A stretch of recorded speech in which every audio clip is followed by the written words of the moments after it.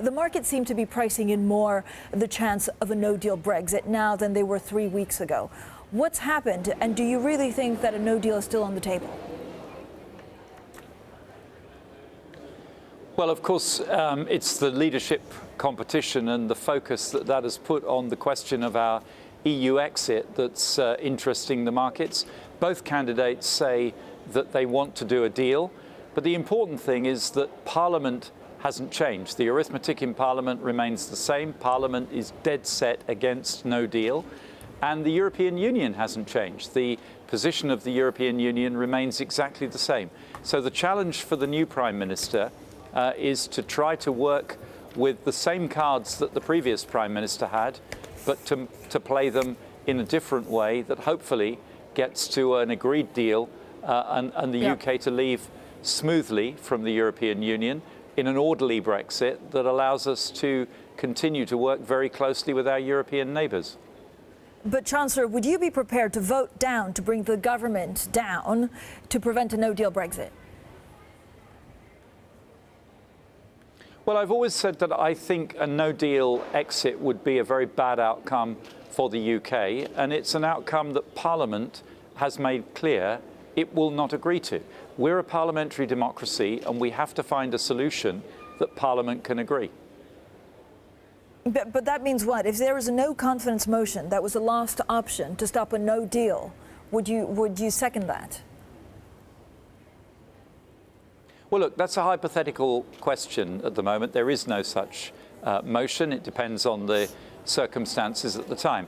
I take comfort from the fact that both candidates are saying that they will seek to negotiate a deal so that we can have a smooth and orderly exit from the UK. That's very much in the best interest of workers, businesses, and the entire society in the UK, and I will do everything I can to ensure that that is the outcome we get. Leaving with no deal in a disruptive and disorderly way will be very expensive for our economy and potentially very damaging to the United Kingdom. What would be more expensive to the economy? A Conservative Prime Minister forcing through a no-deal Brexit, or Jeremy Corbyn as Prime Minister? Well, we don't have to make that choice. The best thing for the UK economy will be a Conservative Prime Minister, a Conservative government, negotiating a good deal with the European Union and delivering that in an orderly way so that the UK economy can get motoring again. There's a wall of investment that has been held off, waiting to see what the outcome of Brexit is. And once business and consumers are comfortable about our future relationship with Europe, that we will be able to continue trading effectively with our biggest trading partner, then that investment is going to pour into the UK economy and will provide a very strong background for economic growth over the next few years. But, Chancellor, the markets, listen to you. The markets have believed you in the past. So what do you think is the actual probability of a no-deal Brexit? That's what they're concerned about right now. Is it at 10% or is it, much higher?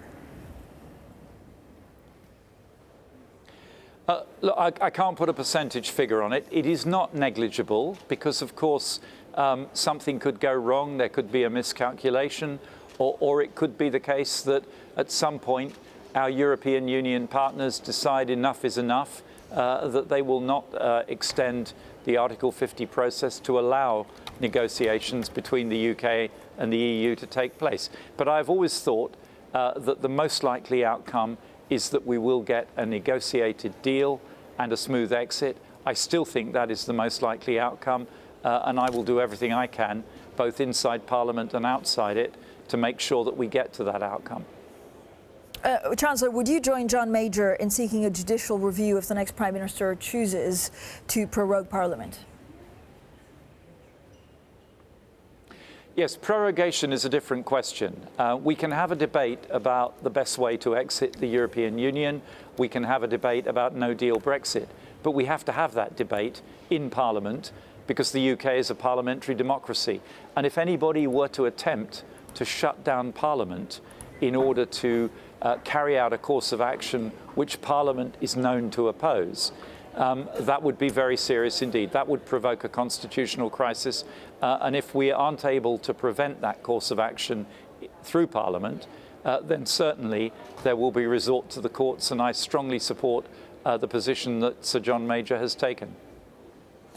Chancellor, talk to me a little bit about the next Bank of England governor. Are you happy with the range of candidates? We understand that the selection, at least some of the interviews, have started taking place.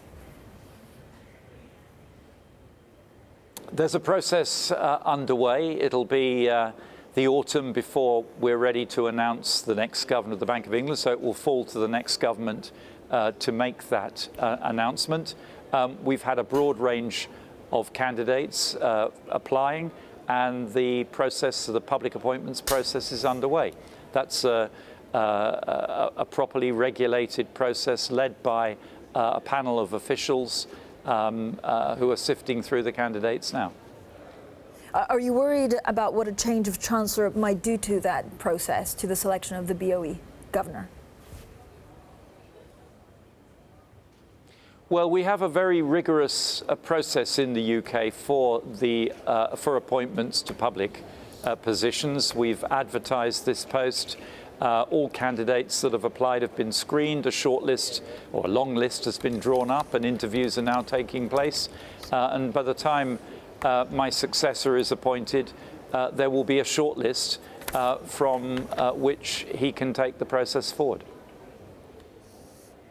Chancellor, one final question. Do you think Theresa May should appoint a new ambassador to Washington as her legacy before she leaves office? Well, our diplomatic relationship with the US is probably the single most important diplomatic relationship we have. And I think it's very important that we don't leave the post of ambassador to Washington unfilled. We have excellent candidates in the diplomatic service, and I very much hope that through the normal processes, I was Foreign Secretary for 2 years, there's a normal process that takes place when an ambassador retires or resigns to replace him or her with a new ambassador from within our excellent diplomatic service, and I very much hope that will happen in the case of Washington.